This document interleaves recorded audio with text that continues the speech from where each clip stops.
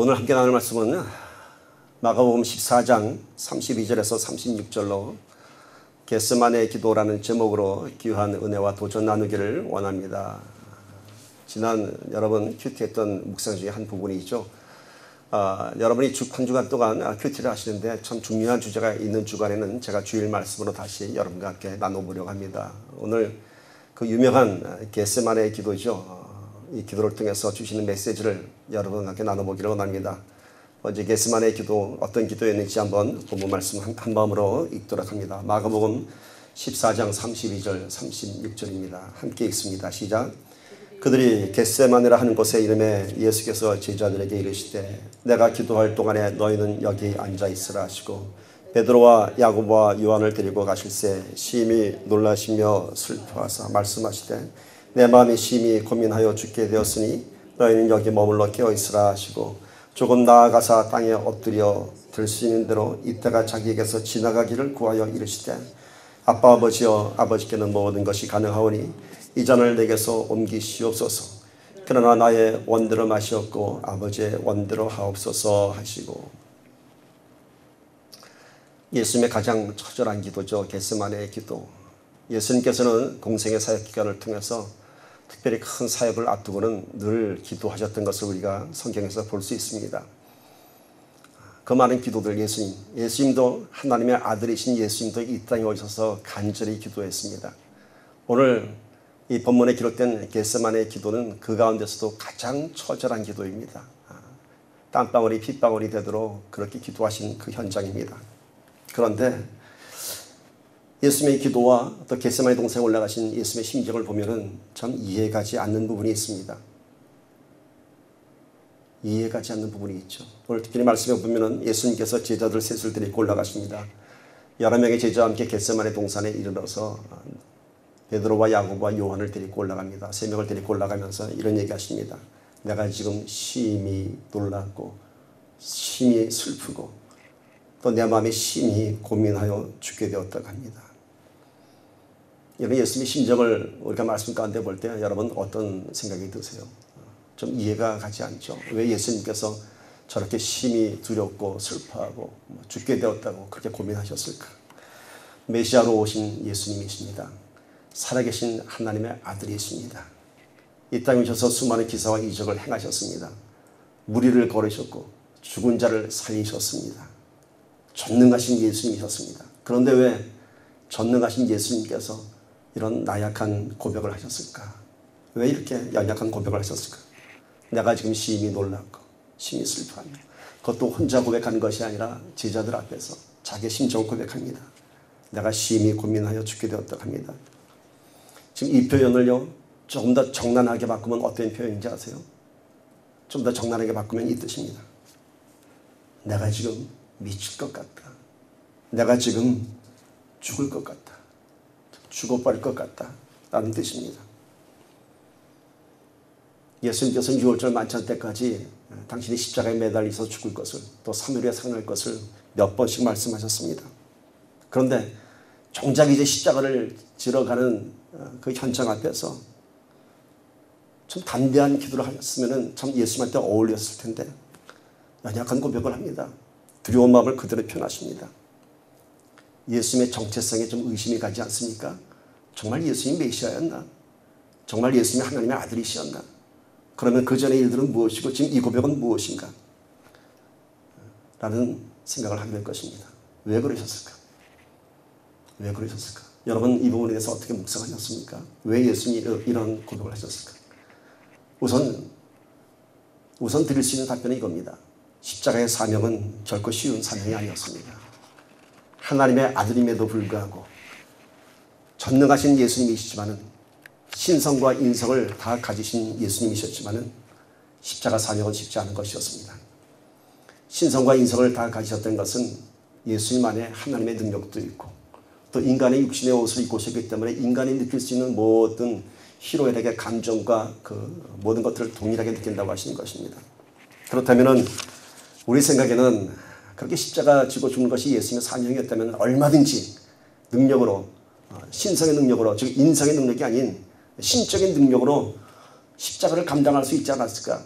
무슨 말이냐 하면은 그렇게 무리를 걸으시고 죽은 자를 살리시고 오병의 표적을 일으키신 분이라면 십자가에 매달리셔서도 아무런 고통 없이 아무런 고통 느끼지 않고 죽으실 수 있지 않았을까 그런 생각을 해봅니다.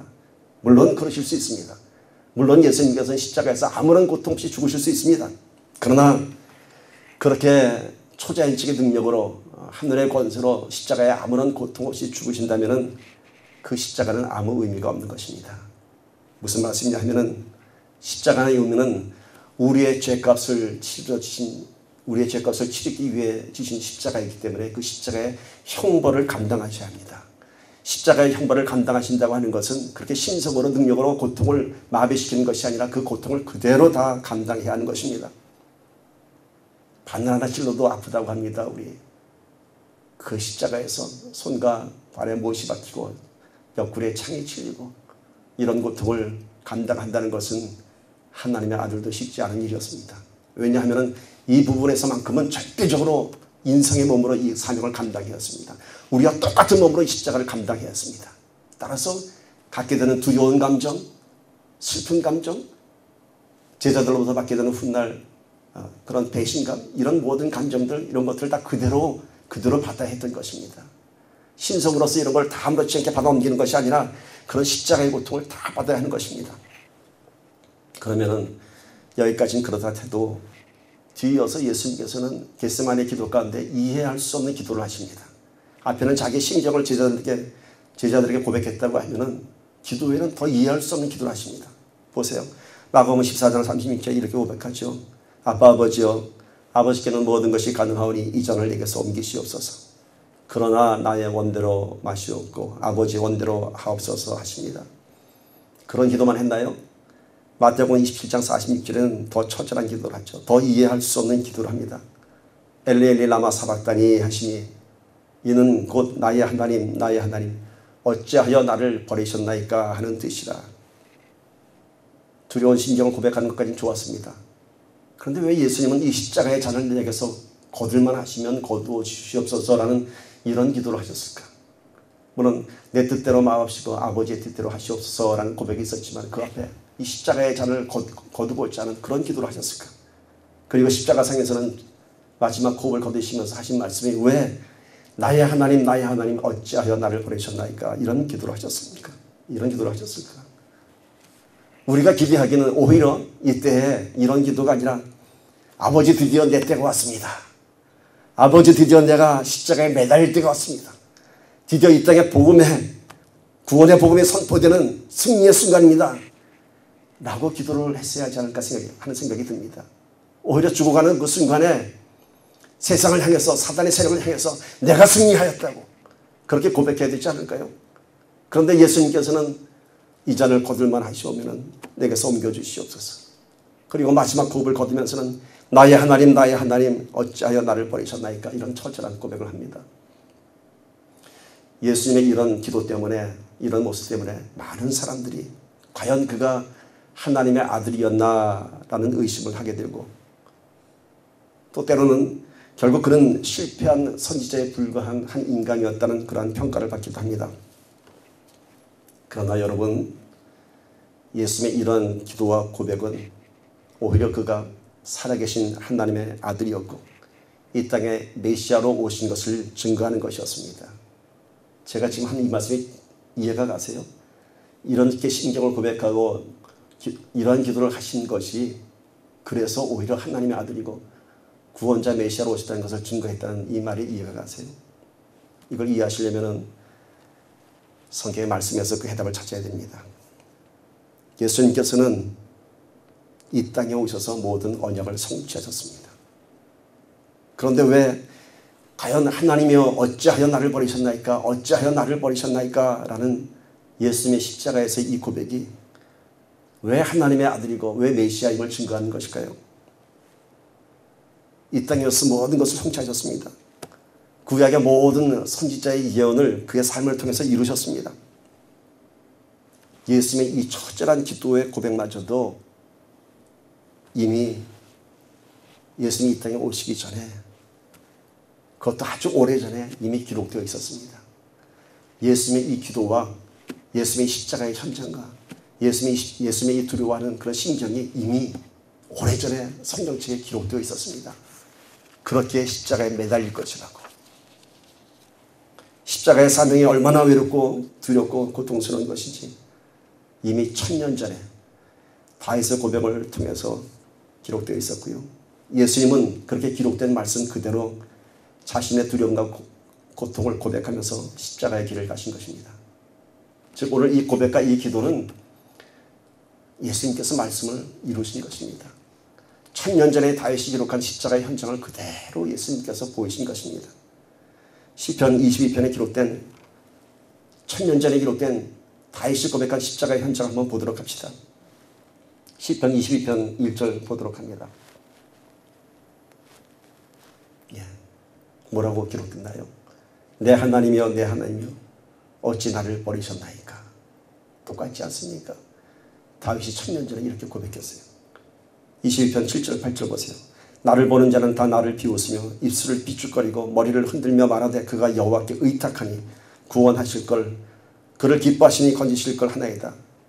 골고다 언덕에 올라가면서 예수님께서는 이렇게 수모를 당하셨습니다.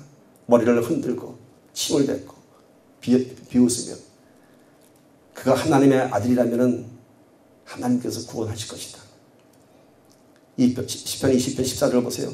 나는 물같이 쏟아졌으며 내 모든 뼈는 어그러졌으며 십자가에서 이렇게 물 한 방울 피 한 방울까지 다 흘리셨습니다. 시편 20편 16절 보세요.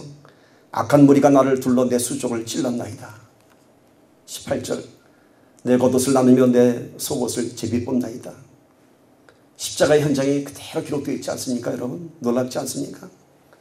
다윗은 예수님께서 십자가에서 당하실 수모와 고통을 아주 그대로 적나라하게 기록했습니다. 언제요? 이미 1000년 전에. 1000년 전에 그렇게 십자가의 고난을 기록했습니다. 하나님이여 하나님이여 어찌 나를 버리셨나이까. 또 한번 의심 한번 해볼까요? 그러면은 성경에 능통하신 예수님께서 아마도 시편의 말씀을 다 외우고 계셨기 때문에 그대로 각본에 맞추기 위해서 아마 그렇게 고백하고 기도하지 않았을까라고 의심을 한번 해봅시다. 그럴 수도 있겠죠. 이미 시편의 말씀을 다 아시는 예수님께서 그 길을 그대로 가야지 하고 그런 두려운 심정도 고백하고 그리고 시편의 고백 그대로 십자가에서 매달리실 수 있죠. 그렇다면은 마지막 장면에서 로마 병정들이 제비를 뽑아서 옷을 갖고 간 이 사건은 어떻게 설명할까요? 예수님의 고백은 그렇다 치더라도 그러면 예수님께서 로마 병정들을 미리 매수하였을까요? 내가 십자가에 죽거든 너희들이 내 옷을 제비를 뽑아서 서로 가져가라 그랬을까요?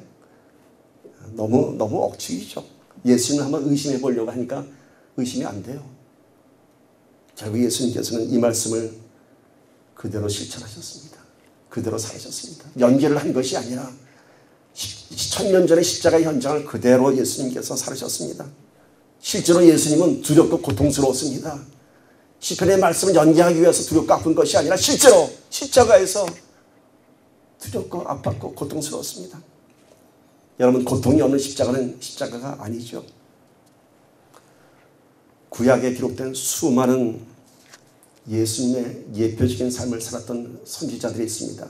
예표적인 삶이란 무슨 뜻이냐면은 예수님의 삶을 미리 살았던 사람들입니다. 예수님처럼 살았던 사람들. 수많은 환난과 고난을 경험했던 선지자들의 삶을 우리가 볼 수 있습니다. 그 삶이 무엇이라고요? 훗날 예수님께서 지실 십자가의 고난에 대한 모형이었습니다. 그들이 먼저 그렇게 살았습니다.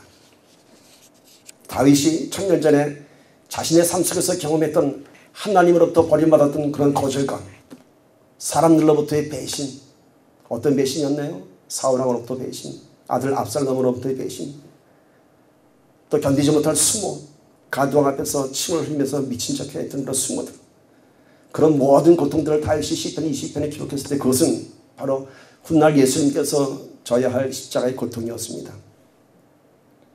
구약에 기록된 많은 사람들이 이미 예수님의 십자가의 삶을 살았습니다.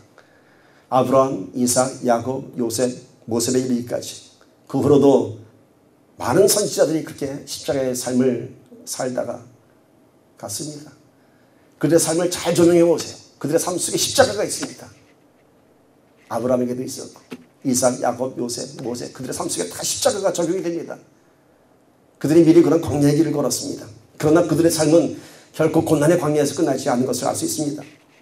그들의 마지막은 늘 번성하고 창대케 되었습니다. 이런 성경의 진리, 반복되는 역사를 보면서 우리가 뭘 깨달을 수 있을까요? 그렇다면 우리는 어떻습니까? 우리는 구약의 선지자들이 예수님의 삶을 미리 살았고 예수님께서는 이 땅에 오셔서 그 말씀 그대로 십자가의 삶을 실천하셨고 그렇다면 오늘 우리는 어떻게 살합니까? 어떻게 살고 있습니까? 우리 삶 속에서도 분명히 십자가의 삶을 여러분 경험하게 될 것입니다. 우리도 분명히 십자가의 삶을 살 수밖에 없는 그런 운명이 있다고 하는 것입니다. 우리에게도 분명 하나님의 자녀이지만 감당하지 못할 고난이 찾아올 것이고요. 억울한 일들, 수모와 배신 이런 일들이 찾아올 것입니다. 실제로 이런 일들을 지금 경험하고 계십니까? 두려울 것입니다. 고통스러울 것입니다. 견디기 어려울 것입니다. 그래도 다 받아들이십시오. 왜냐하면 지금 그것은 무엇을 의미하냐면 지금 내 삶 속에 십자가의 삶이 시작되는 것을 의미합니다. 그것은 곧 하나님의 말씀이 내 삶 속에서 지금 실천되고 있다는 것입니다. 여러분의 보는 여러분의 삶의 환경의 모든 그 사실들을 팩트들을 여러분 영적인 안목으로 보십시오. 배신당했다고요? 억울하다고요? 좌절감에 쌓여있다고요? 실패했다고요? 그것이 뭐라고요? 예수님께서 걸어가신 길입니다. 오늘 이것은 그냥 그런 팩트가 아니라 내가 걸어갈 그 길은 나만 고생하고 나만 고난당하고 나만 억울한 것이 아니라 이미 이 땅에 오셔서 그런 삶을 살고 간 예수님의 그 삶의 모형이 나를 통해서 다시 나타나는 것입니다. 무엇을 의미합니까? 그 속에서 우리가 십자가의 삶을 경험하고 십자가의 죽음을 경험하고 그리고 다시 부활하는 것입니다. 살아나는 것입니다. 큐티의 의미가 뭐냐 하면요, 여러분. 말씀이 내 삶 속에서 다시 재현되고 살아나는 것입니다. 큐티는 내가 깨닫고 은혜 받는 것에 끝난 것이 아니라 그 말씀이 내 삶 속에서 다시 한번 살아나는 겁니다. 이 가운데 반드시 건너가야 할 십자가의 삶이 있다고 하는 것입니다. 오래전 선지자들의 삶 속에서 십자가의 삶이 성취되었고 하나님의 아들이신 예수 그리스도를 통해서 이 땅에 오셔서 예수님께서 직접 십자가를 지셨고 그리고 이제는 이 시대를 살아가는 우리도 동일하게 십자가의 삶을 살아야 하는 것입니다. 그러면은 왜 십자가의 삶을 살아야 하는 것인가라는 질문도 한번 던져봅시다. 왜 예수를 믿으면 십자가의 삶을 살아가야 하는 것인가? 답변할 수 있죠. 왜죠? 다시 살기 위한 것이죠. 죽는 것은 뭐죠? 부활을 경험하기 위한 것입니다. 죽음이 없는 부활은 없죠. 우리에게 십자가의 삶을 살도록 하나님께서 예비하신 그 이유는 다시 살게 하시기 위한 것입니다. 영적인 부활, 이 땅에서의 부활을 경험하기 위한 것입니다. 십자가에서 죽으면 죽음으로 끝나는 것이 아닙니다. 다시 살아납니다. 그것이 우리 부활신앙의 본질입니다. 그러나 예전의 모습으로 살아나는 것이 아니고 과거의 모든 고통과 허물과 죄악된 모습들을 다 벗어버리고 아름답게 성화된 하나님의 자녀로 다시 태어나는 것입니다. 이것이 born again, 중생하는 것입니다. 우리 안에서 제2의 창조를 경험하는 것입니다. 갈라디아서 2장 20절 다 암송하실 수 있죠. 내가 그리스도와 함께 십자가에 못 박혔나니 그런즉 이제는 내가 사는 것이 아니요 오직 내 안에 그리스도께서 사시는 것이라. 이제 내가 육체 가운데 사는 것은 나를 사랑하사 나를 위하여 자기 자신을 버리신 하나님의 아들을 믿는 믿음 안에서 사는 것이라. 아멘. 이런 믿음 안에서 사는 것이 바로 십자가의 삶인 것입니다. 이제는 내가 십자가에 못 박혔나니 이제는 내가 사는 것이 아니요 어제의 내가 사는 것이 아니요 이제는 내 안에 그리스도께서 사시는 것이라. 영광스러운 그리스도의 그 실체가 내 안에 들어오는 것입니다. 십자가를 지는 이유는 다시 살리기 위한 것입니다. 다시 부활하기 위한 것인데 그냥 부활하는 것이 아니라 영화로운 몸으로 아름다운 성도의 몸으로 다시 살아나는 것입니다. 그럼에도 불구하고 우리가 십자가를 지지 못하는 이유가 뭔지 아세요? 우리가 십자가를 회피하는 이유가 뭔지 아세요?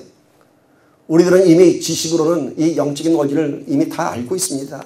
설교도 수십 번, 수백 번 들었을 것입니다. 다 알고 있죠. 그런데 다 알지만 그렇게 살지를 못합니다. 알지만 그렇게 살지 못해요. 십자가의 삶을 사는 것이 고난이 아니라 영광이라는 삶이라는 것을 알면서도 그렇게 못합니다. 왜냐하면 아직 내 영과 육이 세상을 이기지 못하기 때문인 것입니다. 십자가를 진다는 것 쉽지 않은 일입니다. 특별히 가장 힘든 일은 하나님으로부터의 거절, 단절, 분리, 이런 영적인 고독인 것입니다. 예수님의 기도에도 이 잔을 옮기실 만하면 옮기시옵소서, 이 고백은 뭐냐면 하나님으로부터의 단절, 이것을 두려워했던 것입니다. 결국 하나님은 거절하셨습니다. 십자가에서 마지막 호흡을 거두는 그 순간에도 하나님은 외면하셨습니다. 이것이 완전한 죽음입니다. 일시적인 하나님과 단절이 있어야 합니다. 우리의 수많은 기도에도 하나님께서는 침묵하십니다. 내 삶이 다 깨어지고 부서지는 그 순간에도 하나님은 외면하십니다. 왜요? 건너가야 할 강입니다. 건너가야 할 강인 것입니다. 저도 마찬가지입니다. 그렇게 간절히 기도해도 꿈쩍도 하지 않는 거대한 세력을 경험합니다. 그렇게 하나님께 매달려도 이루어지지 않는, 변화되지 않는 그 거대한 세력을 봅니다. 저도 하나님 어찌해서 나를 외면하십니까? 왜 내 기도에 침묵하십니까? 더 나아가서 어찌해서 나를 버리셨습니까? 라는 기도가 절로 나옵니다. 그러나 하나님께서 저에게 주시는 응답은 이렇습니다. 다 지나가야 할 십자가의 길이라고. 다 지나가야 할 십자가의 길. 무엇을 의미합니까? 이것은 언젠가는 끝이 있다는 것입니다. 하나님의 거절도 침묵도 결국은 나를 살리기 위한 하나님의 사랑이었습니다. 하나님의 단절, 침묵을 경험할 수 있습니다. 그러나 이것은 일시적인 단절입니다. 그러면 하나님께서는 왜 이런 단절, 거절을 택하셨을까? 오히려 죽어있는 그 순간에 하나님께서 나를 붙잡아야 되지 않는가? 내가 처절히 내가 고통 가운데 있을 때 나를 살리시는 게 하나님 아니신가? 그분이 나를 손잡아 주셔야 할 것 아닌가? 근데 왜 나를 거절하실까? 왜 나를 외면하실까? 거기도 이유가 있습니다. 하나님의 거절에는 이유가 있습니다.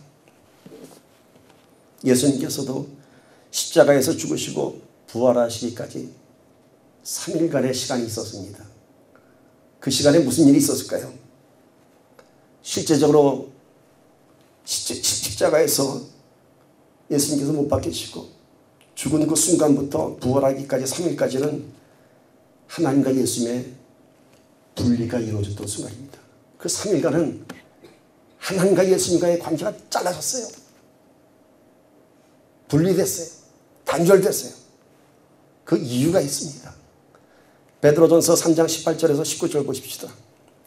그리스도께서도 단번에 죄를 위하여 죽으사 의인으로서 불의한 자를 대신하셨으니, 보세요.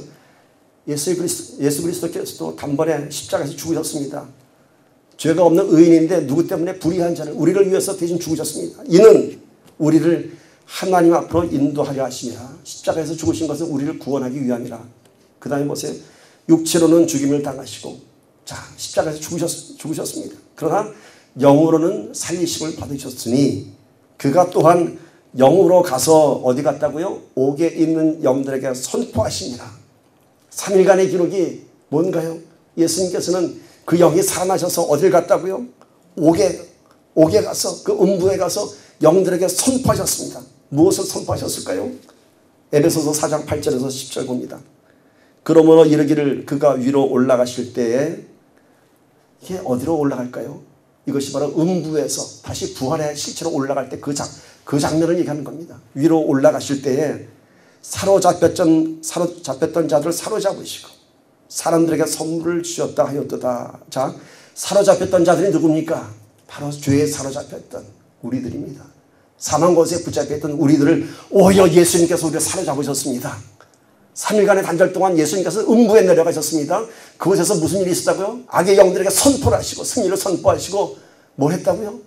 묶여있는 우리들, 죄에 사로잡혔던 우리들을 오히려 주님께서 사로잡으시고 그리고 선물을 주셨다니라. 무슨 선물요? 구원의 선물. 구원의 선물을 주셨죠. 영생의 선물을 주셨습니다. 여기서 말씀이 다 설명합니다. 올라가셨다 하였은즉 즉 땅 아래 낮은 곳으로 내리셨던 것이 아니면 무엇이냐. 땅 아래 낮은 곳. 내리셨던 그가 곧 모든 하늘 위에 오르신 자니 이는 만물을 충만하게 하려 하십니다. 만물을 충만하게, 기쁨으로 충만하게 하려 하십니다. 자, 땅 아래 낮은 것이 뭔가요? 바로 음부입니다. 위로 올라오실 때에 어디에서 올라오셨다고요? 땅 아래 낮은 곳으로 내려간 그 음부. 성경에서는 수월, 사망의 권세가 있는 것입니다. 그곳에서 어떻게 했다고요? 사로잡혔던 자들, 죄에 사로잡힌 자들, 포로된 자들, 오히려 예수님께서 그들을 사로잡고 올라오시면서 구원의 선물을 주셨습니다. 우리 삶 속에 재현되는 십자가의 삶을 통해서 우리 두렵고 죽을 수 있습니다. 예수님도 심히 두렵고 죽게 되었다고 합니다. 그러나 이것을 오히려 감사하기를 바랍니다. 분명 하나님의 거절, 침묵, 단절을 경험하게 될 것입니다. 예수님처럼 음부를 경험할 수 있을 것입니다. 지옥과도 같은 시간들을 경험하게 될 것입니다. 그러나 그곳에서 다시 올라올 것입니다. 다시 올라옵니다. 그냥 올라오는 것이 아니라 뭐예요? 묶인 것들을 다 풀고 올라올 것입니다. 그래서 예수님께서 우리에게 십자가의 삶을 통과할 때 거절감, 단절 이런 시간이 필요한 것입니다. 왜요? 우리 저 깊은 음부에 있는 세계까지 내려가서 우리가 십자가의 죽음을 체험했을 때 그때 모든 죽음 사망 권세를 풀고 올라오는 것입니다. 죽는 것이 아니라 음부의 세력을 떨쳐내고 올라오는 것입니다. 예수님께서 음부의 세계에 내려가셔서 어떻게 했다고요? 포로된 자들 다 끌고 올라오셨습니다. 그 안에 뭐가 있나요? 죄가 있고 분노가 있고 좌절, 원망, 시기, 질투 이런 온갖 그 죄악스러운 것들을 예수님께서 다 짊어지시고 올라오셨습니다. 올라오셨을 때 어떻게 됐다고요? 영화롭게 됐습니다. 부활의 실체가 됐습니다. 올라올 때 어떻게 됐다고요? 죄의 살이 다 풀어졌습니다. 죽어가는 사망 권세를 다 풀어주셨습니다. 오늘 우리가 하나님과 단절을 경험하신다면 기도하십시오. 그 단절을 통해서 우리 다시 살아날 것입니다. 우리가 묶인 것들 다 풀고 올라올 것입니다. 이것이 십자가의 원리입니다. 시편 16편 10절 11절 보세요. 주께서 내 영혼을 수월에 버리지 아니하시며 어디요?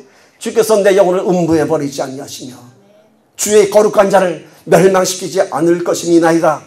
여러분, 우리 하나님께서 우리를 음부에 들지 않으실 것이고요, 수월에 버리지 아니하실 것이고 우리를 멸망치 않게 하신다고 합니다. 오히려 주께서 생명의 길을 되게 보이신다고 합니다. 주의 앞에는 충만한 기쁨이 있고 주의 오른쪽에는 영원한 즐거움이 있나이다. 이것이 십자가의 진리입니다. 할렐루야. 아멘. 아멘. 아멘. 감사와 영광을 올리십시다. 아멘. 두려워 마십시오. 두려워 마십시오. 저 음부의 권세를 파고 올라올 것입니다. 겟세마네 기도의 현장에서 이제 궁금한 장면이 하나 더 있습니다. 겟세마네 동산에는 가룟 유다를 제외한 11명의 제자들과 올라가셨습니다. 그리고 내가 기도할 동안에 너희는 여기 앉아있으라 하시고 제자들을 앉히고 그 중에 3명을 뽑습니다. 바로 베드로, 야고보, 요한 3명의 제자들만을 데리고 기도하러 올라가십니다. 왜 예수님께서는 11명의 제자 올라가는데 왜 3명의 제자 베드로, 야고보, 요한만 데리고 올라가셨을까? 왜 3명만 택하셨을까? 바로 그것은 사명이 다릅니다. 8명의 제자들에게는 뭐라고 했죠? 이 자리를 지키라. 나를 기다리라. 앉아있으라. 3명의 제자들에게는 뭐라고 말씀하셨죠? 내가 기도할 동안에 깨어있으라. 깨어있으라. 그것이 무슨 뜻인가요? 늘 깨어서 기도하라고 하는 것입니다. 이 3명에게는 기도의 사명을 주셨습니다. 내가 기도하는 동안에 너희도 기도하라. 예수님께서는 겟세마네 처절한 기도를 하시면서 3명의 제자들을 기도를 시켰습니다. 왜 그러셨을까? 예수님께서는 이 처절한 기도를 하시는데 중보자가 필요하셨을까요? 내 기도가 약하니까 너희들의 기도가 필요하다고 베드로, 야고보, 요한에게 기도를 시키셨을까요? 그래서 내가 지금 심히 놀라고 죽게 되었으니 너희들이 깨어서 나를 위해서 기도하라. 이러셨을까요? 아마 이렇게 해석할 수도 있겠죠. 중보기도의 중요성을 강조하신 예수님께서. 그러나 예수님은 살아계신 하나님의 아들이십니다. 권세 있는 기도자였습니다. 예수님께서 이 3명의 제자들에게 기도를 시킨 것은 나를 위해서 예수님 위해서 기도하라고 하신 것이 아니라 예수님께서 지금 십자가의 사명을 눈앞에 두고 처절하게 기도하신 것처럼 너희도 앞으로 있을 핍박과 고난의 시간들을 이기기 위해서 너희도 깨어서 기도하라고 하는 것입니다. 나를 위해서 기도하는 것이 아니라 내가 아버지께 처절하게 기도하는 것처럼 너희도 깨어서 기도하라. 너희도 이 앞으로 있을 이런 수단과 고난을 감당하려면 기도해야 한다는 것입니다. 그러면 왜 3명에만 기도시켰을까요? 왜 8명은 앉아있으라고 하셨을까요? 이들은 제자들 가운데서도 리더 그룹이었습니다. 리더로서의 사명이 있었습니다. 어떤 사명이요? 바로 기도의 사명입니다. 리더가 죽으면요, 그 공동체는 함께 죽습니다. 예수님께서는 제자들 가운데서도 구분하였습니다. 리더를 세우셨고 그들에게 주신 첫 사명이 기도였습니다. 그러나 그들은 깨어있지 못했습니다. 여러분, 기도하십시오.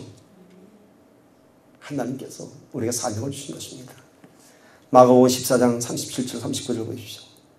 돌아오사 제자들이 자는 것을 보시고 베드로에게 말씀하시되 시몬아 자느냐? 네가 한 시간도 깨어있을 수 없더냐? 시험에 들지 않게 깨어있어 기도하라. 마음에는 원이로되 육신이 약하도다 하시고 다시 나아가 동일한 말씀으로 기도하시고 예수님께 기도하시다가 내려오셨어요. 제자들이 자고 있습니다. 뭐라고 얘기하셨어요? 시몬아, 제일 큰 제자에게 베드로에게 네가 한 시간도 깨어있을 수 없냐? 한 시간도. 오늘 저와 여러분에게 성령님께서 동일하게 질문하실 것입니다. 네가 한 시간도 기도하지 못하겠느냐? 한 시간도 기도하지 못하겠느냐? 나는 베드로가 아니라고요? 야고보가 아니라고요? 요한이 아니고 리더가 아니라고요? 아니요. 여러분들은 이미 한 가정의 제사장입니다. 가정을 위해서라도 기도해야 할 사명이 있습니다. 여러분은 은혜선교교회 기도의 사명자들입니다. 한 시간도 깨어있을 수 없느냐? 여러분, 우리의 모습을 다시 한번 보기를 바랍니다. 예수님께서는 기도하시다가 3번이나 내려와서 제자들을 깨우셨습니다. 39절 41절 보시면요, 다시 나아가 동일한 말씀으로 기도하시고 3번째 오사 그들에게 이르시되 이젠 자고 쉬라. 그만 되었다. 때가 왔도다. 보라, 인자가 주인의 손에 팔리느니라. 예수님께서 어떻게 기도하셨다고요? 동일한 말씀으로 기도하셨어요. 몇 번 했다고요? 3번. 똑같은 기도하시다가 내려와서 제자들을 깨우고 또 가시고 또 가시고, 그리고는 제자들에게 얘기합니다. 이제 그만 됐다. 이제는 인자가 주인의 손에 팔리느니라. 이제 내가 가야 할 때가 되느니라. 이 3번의 의미가 무엇일까요? 그것도 동일한 말씀으로 기도하셨습니다. 3번의 기도가 다 동일한 기도였습니다. 같은 기도를 3번이나 하셨습니다. 이 기도가 무슨 기도였을까요? 마치 하나님 아버지 이 잔을 내게서 걷어가 주십시오라고 하는 떼쓰는 기도였을까요? 그래서 떼쓰기 위해서 똑같은 기도를 3번이나 하셨을까요? 예수님의 기도는 내 잔을 걷어달라는 기도가 아니었습니다. 그것은 자신의 처절한 아픔을 고백하는 것이었고요, 오히려 내가 이 잔을 감당케 하여 주시옵소서라는 기도였습니다. 내가 이 잔을 감당케 하여 주시옵소서, 내가 이 십자가를 감당할 수 있게 하여 주시옵소서, 이것을 위해서 똑같이 3번을 처절하게 기도하셨습니다. 기도는 모든 시험과 환난을 피하게 해달라고 우리가 하나님께 매달리는 것이 아니라 오히려 이 모든 것들을 감당하고 이길 만한 힘을 달라고 기도하는 것입니다. 이 잔을 내게서 옮기시옵소서라고 기도하는 것이 아니라 내가 이 잔을 감당케 하옵소서라고 기도하는 것입니다. 왜냐하면 지금 우리가 걸어야 하는 이 길은 예수님께서 걸으셨던 길이고 우리도 똑같이 걸어야 할 길입니다. 십자가는 지나갑니다. 언제나 십자가 지고 있는 건 아닙니다. 십자가가 지나고 나면 우리의 음부의 권세를 떨치고 올라올 것입니다. 이 과정, 이 짧은 과정을 위해서 기도하라고 하는 것입니다. 예수님은 3일을 감당하셨습니다. 여러분, 십자가의 고난은 그렇게 오래가지 않습니다. 여러분 죽어보세요. 진짜 살아납니다. 그러나 완전히 죽지 못하기 때문에 늘 괴로워하는 것입니다. 기도는 이렇게 기도하는 것입니다. 내가 이 죽음을, 십자가의 죽음을 감당케 하여 주시옵소서. 내가 하나님의 거절을 감당케 하여 주시옵소서. 나의 영적인 외로움을 감당케 하여 주시옵소서. 그러면은 3일 후에 여러분은 부활의 권세를 누릴 것입니다. 그래서 오늘 우리는 내 문제가 해결되기를 위해서 기도하기보다는 내가 오늘 이 하루를 이길 수 있도록, 오늘 이 하루를 감당할 수 있도록 기도하는 것입니다. 그러면 언젠가는 하나님의 뜻 가운데 그 문제들이 음부의 권세에서 우리가 다 털고 올라오듯이 다 떨어질 것입니다. 그래서 예수님께서도 아버지의 뜻대로 하시옵소서라고 하면서도 내가 이 잔을 마셔야 할 것을 알면서도 세 번이나 같은 내용으로 겟세마네에서 기도하신 것입니다. 아버지 뜻대로 하시옵소서 뭔가요? 내가 이 잔을 마시겠습니다 라는 뜻이죠. 가야 할 길을 알기 때문에 세 번이나 같은 내용으로 기도한 것입니다. 오늘 우리가 기도하는 것은 이 세상을 움직이기 위한 것이 아닙니다. 오히려 나를 움직이기 위한 것입니다. 세상을 변화시키고 내 환경을 변화시키고 누군가를 변화시키기 위한 기도가 아니라 내가 먼저 변화되는 것입니다. 내가 먼저 감당할 수 있도록 그렇게 기도하는 것입니다. 십자가의 사명을 감당하게 해달라고 기도합시다. 십자가는 지나가는 고통입니다. 십자가는 하나님의 구원의 언약이 내 삶 속에서 실현되고 성취되는 과정입니다. 마음은 원이로되 육신이 약하다고 스스로 이 말씀 붙잡고 위로하지 마시고, 내가 마음은 하고 싶은데 내 육신이 약하다고 위로하지 마시고 내 연약한 육신을 이길 만한 그런 힘을 달라고 기도하십시오. 말씀 마무리합니다. 성도의 삶 속에는 하나님의 말씀이 그대로 재현됩니다. 성경의 기록들이 선지자의 것이 아니라 예수님이 져야 할 사명이 아니라 바로 저와 여러분의 것입니다. 우리가 그렇게 살라고 선지자를 통해서 그런 삶을 보이셨고 예수님께서 그렇게 이 땅에 오셔서 우리를 구원하셨고 이제는 우리가 그 길을 걸어가는 것입니다. 결코 십자가의 삶을 두려워하지 마십시오. 하나님의 거절, 세상으로부터의 따돌림 다 건너가야 할 광야입니다. 우리가 십자가를 지고 죽으면 저 깊은 음부의 세력들이 멸하고 말 것입니다. 내가 다시 살아날 때, 내가 음부에서 올라올 때 나를 먹고 사로잡고 있던 것들이 다 풀어질 것입니다. 이 날을 위해서 깨어서 기도해야 합니다. 주님의 음성입니다. 네가 한 시간도 깨어있지 못하느냐? 네가 한 시간도 기도하지 못하느냐? 저와 여러분은 우리 주님이 세운 은혜 선교 교회의 최후의 리더들입니다. 가슴에 와닿지 않습니까? 최후의 리더. 요새를 지키는 마지막 특공대원들입니다. 다시 일어나십시오. 우리 다 함께 십자가에서 살아나기를 주님의 이름으로 간절히 축원합니다. 기도합니다.